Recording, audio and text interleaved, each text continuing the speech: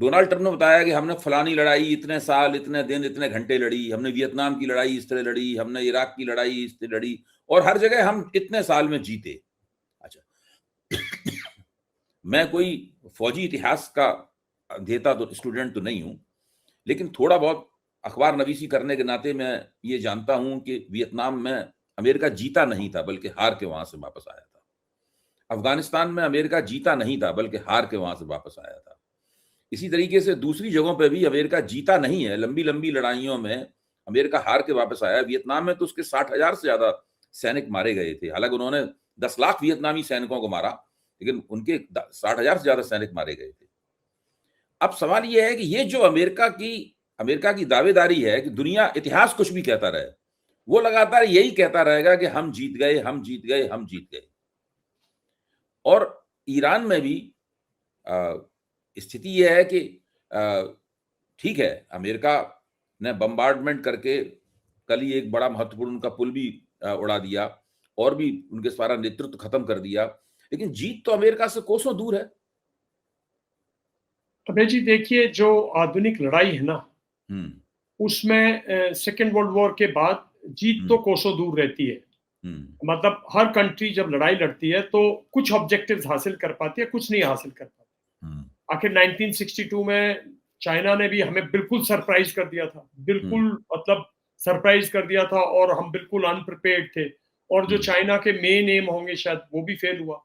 लेकिन अमेरिका की armed forces को, मिलिट्री को, आपको एक बात तो देना पड़ेगा। देखिए, सेकेंड वर्ल्ड वॉर के बाद अगर किसी कंट्री ने इतनी इतनी लड़ाई लड़ी है और इतना इतना नुकसान झेला है, उसके बावजूद भी देखिए, अफगानिस्तान में कुछ भी कहिए साहब, एक टाइम था अफगानिस्तान पूरा का पूरा उग्रवाद था, अलकायदा था, हमारे यहाँ भी लोग सफर कर रहे थे, हम भी तो सफर कर रहे थे, एक्सपोर्ट कर रहा था वो तो कहीं ना कहीं उसने कुछ तो हासिल किया, ऐसा नहीं कह सकते। इराक में भी इतने लंबे संघर्ष के बाद आखिर इराक में भी कुछ तो सेम्बलेंस है। देखिए, सीरिया में कुछ, चाहे बेशक एक टेररिस्ट के हेड को लाके वापस बिठा, लेकिन there is method in madness, मेरा मानना ये कि उसमें काबिलियत है नुकसान करने की और झेलने की। इतनी जितनी कैजुअलिटीज उन्होंने झेली हैं अफगानिस्तान में, और हम सब कहते रहते हैं कि वहाँ ह्यूमन लाइफ की बहुत वैल्यू है, बॉडी बैग से पूरा देश डर जाता है और पूरे देश में हाहाकार मचती है, और वो तो उसका अफगानिस्तान से विड्रॉल जरूर थोड़ा सा मतलब अनप्लान्ड कह लो या कॉट ऑन सरप्राइज कह लो, क्योंकि उसको उम्मीद नहीं थी कि आईएसआई जो है उसके साथ इतना बड़ा धोखा करेगा। जो जो जो उसके विड्रॉल में जो थी, और उसको उसके बाद रियलाइज हुआ कि इस इलाके में कुछ भी कहो, आईएसआई ने अपनी जड़ें इतनी गहरी कर रखी हैं कि कहीं ना कहीं उसके साथ चल के ही मतलब आप कुछ भी हासिल करोगे, तो नहीं तो वो डिस्ट्रप्शन रखेगा। तो ये बात तो उसके पास्ट की है, और उसने पास्ट क्यों रिवाइव किया, उसने क्यों अपने लोगों को याद दिलाया? इसका मतलब वो अपने लोगों को, वो जो पूरा का पूरा कल का जो भाषण था, डोमेस्टिक पॉपुलेशन को रीअश्योर करने के लिए था ना। डोमेस्टिक पॉपुलेशन में बहुत सी डिसेंशन है कि भाई ये जो मुद्दा है, एक नैरेटिव शिफ्ट हो गया।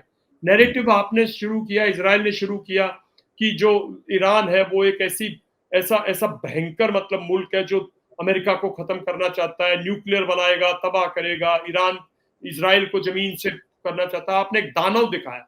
अब धीरे धीरे लोगों को लगा वो तो दानव नहीं है, वो तो मजबूती से खड़ा है। और आप गलत हैं। जब आपकी वॉर इलीगल लगने लगी लोगों को और अनवांटेड लगने लगी और दुनिया में आपकी लड़ाई से हाहाकार मचने लगा, जब आपके साथियों ने कहा कि आप गलत कर रहे हो, तो उस गलत को किस तरह से परसेप्शन को मैनेज किया जाए। अपनी कंट्री में तो कम से कम मैनेज करें, दूसरी कंट्रीज का उसे असर नहीं पड़ता। तो परसेप्शन मैनेजमेंट के लिए, उनका हौसला अफजाई के लिए, और एक ये आश्वासन देने के लिए कि वी विल विन, अल्टीमेटली हम मार रहे हैं और मत जीतेंगे, और कुछ वक्त लगेगा, उनसे वक्त भी तो लिया है। तो मैं समझता हूं कि लगता है ऐसे जैसे मतलब एक बगैर बात के बोले जा रहे हैं, पर उस बगैर बात के बोलने में एक तरफ वो कहीं ना कहीं माइंड गेम खेलते हैं ईरानियंस के साथ, माइंड गेम खेलते हैं गल्फ कंट्रीज के साथ कि आपको बेशक आपका नुकसान हुआ है, लेकिन आप मुझे छोड़कर चलेंगे तो और भी फंसोगे, जैसे उसने कल। और माइंड गेम खेलते हैं नाटो के साथ कि मानते हैं ये लड़ाई आपकी नहीं है और ये नाटो के चार्टर में नहीं है, लेकिन भाई अगर आपने अपनी इकोनॉमिक उसका ध्यान रखना है तो जाके खुलवा लो हॉर्मुज। वो माइंड गेम खेल रहे हैं सबके साथ, और कहीं इस माइंड गेम से अपने, और इसी माइंड गेम के जरिए देखिए एक आदमी प्रेसिडेंट का इलेक्शन हारता है, अपनी पार्लियामेंट पे अटैक कर देते हैं उसके साथ, 3 साल 4 साल वो अपनी इंटरनल लॉ एजेंसी से स्ट्रगल करता है, उसके बाद इतने भावुक दिखते हैं। तो कहीं मास्टर हो गया ना, माइंड गेम्स का कहीं मास्टर हो गया है। उसके पास एक तबका है अमेरिका में जो शायद चाहता है ऐसी चीजें हो। तो ये उसके, अगर ईरान को डर है कि मेरा अस्तित्व खत्म हो जाएगा, तो डोनाल्ड ट्रंप को भी तो चिंता है कि मेरा वर्चस्व हमेशा के लिए खत्म हो जाएगा, मैं सिकुड़ जाऊंगा। अकेला इतनी दूर बैठ के तो अमेरिका कुछ भी नहीं है। अमेरिका सब कुछ है जब तक अमेरिका जो है दुनिया के अंदर इसका।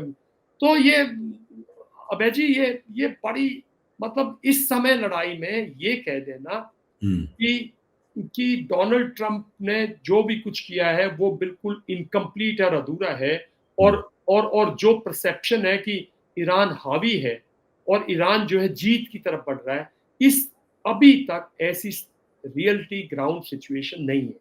और ये उन्होंने अपने लोगों को बताया कि हम जीत रहे हैं, और दुनिया को भी बताया कि हम जो है वॉर ऑब्जेक्टिव्स जब नहीं बताते ना, तो इसका मतलब हिडन एजेंडा कुछ और भी है ना।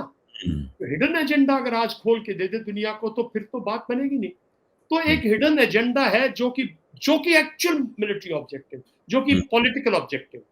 और मेरा मानना तो बहुत दिन से है कि वो हिडन एजेंडा है to marginalise China, isolate Russia, and also let growing economies not to drift from dollar economy, dollar dominance, trade, right? जैसे बहुत से लोग यहाँ से अब सऊदी अरेबिया भी कह रहा था कि जैसे ईरान ने युआन में स्टार्ट कर दिया था चाइनीज के साथ, कल सऊदी अरेबिया करता, कल हम लोग किसी तरह की ऐसे करते। जो ये इकोनॉमीज हैं, उभरती इकोनॉमीज हैं, जो डेवलपिंग से डेवलप्ड की तरफ बढ़ रही हैं, इनको भी एक मैसेजिंग है। ऐसा नहीं है कि भाई नहीं, और इससे वो पूरा सिकुड़ जाए और ऐसे मार खा के चला जाए, तो फिर वो डोनाल्ड ट्रंप नहीं है। फिर तो मेरे ख्याल में फिर तो बिल्कुल ही अमेरिका ही नहीं है। डोनाल्ड ट्रंप छोड़ो, सही बात, अमेरिका के पूरे नहीं है।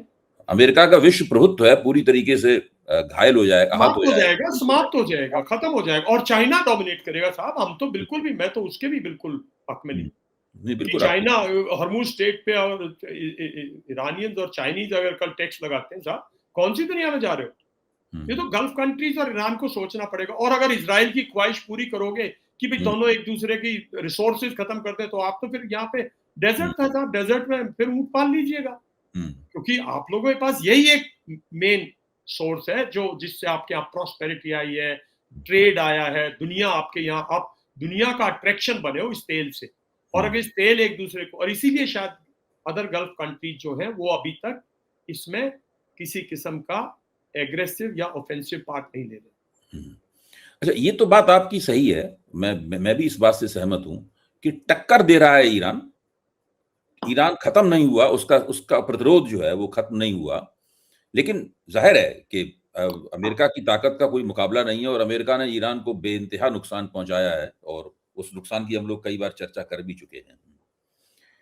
लेकिन मुझे लगता है कि एक फायदा ईरान को इस युद्ध से बहुत ही ठोस हुआ है फायदा, और अमेरिका उस फायदे को ईरान को होने से रोक नहीं पाया। वो फायदा ये है कि ईरान ने सबसे पहले सोचा भी नहीं था कि एक दिन होर्मुज जो है वो उसके कब्जे में चला जाएगा, और दुनिया के 35 देश मिलकर ये कहेंगे, बड़े बड़े देश, ब्रिटेन और फ्रांस भी इसमें शामिल हैं, वो कहेंगे कि होर्मुज को फौज के जरिए हम ईरान के शिकंजे से नहीं छुड़वा सकते, इसलिए बातचीत के जरिए करेंगे। और ईरान को ऐसा, आज की तारीख में ये जो हो रहा है, भारत के विदेश सचिव ने भी ऑनलाइन उस मीटिंग में भाग लिया है जो कि ब्रिटेन के प्रधानमंत्री ने बुलाई थी। चीन ने भी उसको समर्थन दिया है, उसको फ्रांस ने भी समर्थन दिया है। तो ऐसी स्थिति में ऐसा लगता है, अभी ये मैं बहुत जल्दी, हो सकता है जल्दबाजी में कह रहा हूं, ऐसा लगता है कि सब देश इस बात पे मान जाएं कि होर्मुज के उस खास इलाके में जहां पे उसने अपनी नाकेबंदी कर दी है, सुरंगों के जरिए और मिसाइलों के जरिए नाकेबंदी कर दी है, वहां पर उस जगह पे ईरान के प्रभुत्व को, भले ही बाद में वो प्रभुत्व तोड़ दिया जाए, लेकिन फिलहाल तो ऐसा लग रहा है कि ईरान के प्रभुत्व को ये 35 देश मिलकर स्वीकार कर लेंगे। नहीं, मुझे लगता है कि ईरान को एक डिप्लोमेटिक ईरान की विक्ट्री ज्यादा है मिलिट्री से ज्यादा। देखिए बात सुनिए, आप एक तो कह देना कि भाई मिलिट्री पावर यूज नहीं करेंगे, और भाई बिकॉज ईरान वहां पे बहुत स्ट्रांग है, और ईरान के सोच लेना कि भाई तू यहाँ पे because of your military power लोग नहीं कर रहे। मैं समझता हूँ ईरान की भी सोच ठीक नहीं होगी। ये कंट्रीज सब वो कंट्रीज हैं जो रियलाइज करनी है कि इस स्टेट के चारों तरफ इर्द गिर्द गल्फ के अंदर 100 से ज्यादा शिप्स हैं और सबकी शिप्स है और कॉमर्शियल शिप्स है, अनआर्म्ड शिप्स है, ट्रेड ओरिएंटेड शिप्स है, ऑयल भी होगा इनमें। साहब यहाँ लड़ाई का मतलब आप तबाही समझते हो? ये कंट्रीज लड़ाई का मतलब हॉर्मुज स्टेट को फोर्स से लेने का मतलब तबाही, ओमान की तबाही, कहीं कहीं छोटी छोटी तो ये एमिरेट्स हैं। जब अगर लड़ाई ये कंट्रीज अगर कल फोर्स कोई भी फोर्स यूज करते हैं तो उसमें ईरान की रेजिस्टेंस से ज्यादा जो कोलेटरल डैमेज है लोग उससे घबराते हैं ना साहब। बिल्कुल कोलेटरल डैमेज, तो कोलेटरल डैमेज को तो ये अब एक नेगोशिएटेड वे चाह रहे हैं। उसकी प्रभु सत्ता और उसकी यानी कि वो कंट्रोल करेगा, कोशिश होगी उसको रियलाइज कराने की। ये इंटरनेशनल वाटर्स हैं, इंटरनेशनल वाटर्स की इंटरनेशनल ट्रीटीज हैं, उसके तहत ये गवर्न है। 12 नॉटिकल माइल्स आपका है, लेकिन जो चैनल है, जो ओमान के चैनल है, ऐसे तो एक साइड से ओमान कर दे एक साइड से ओमान कर दे तो ऑटोमेटिकली बंद है, और उतनी तो उसकी विड्थ भी नहीं है।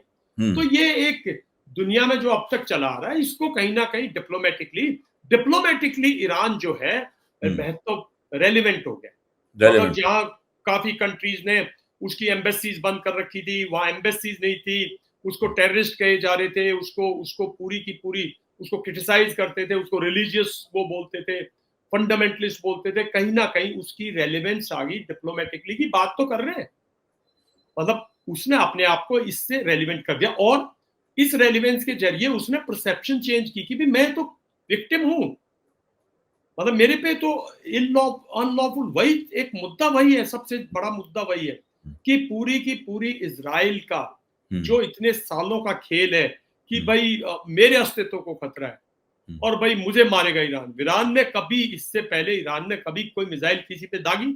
आप लोग सब पत्रकार हो, बताइए कोई न्यूज हो जो पिछले जून में जब तक इजराइल ने अटैक नहीं किया उससे पहले ईरान ने किसी पे मिसाइल नहीं मारी। ये मिसाइल प्रोग्राम तो उसके पास था। ये जो इतने काबिल ड्रोन्स हैं ये पहले भी थे उसके पास, उसने किसी पे ड्रोन्स नहीं उड़ाए जब तक उस पे अटैक नहीं हुआ। तो जो उसको एक रूप दे रखा था, उसमें कहीं ना कहीं मैं समझता हूं एक उसमें उसको सक्सेस मिली, मेरा मानना।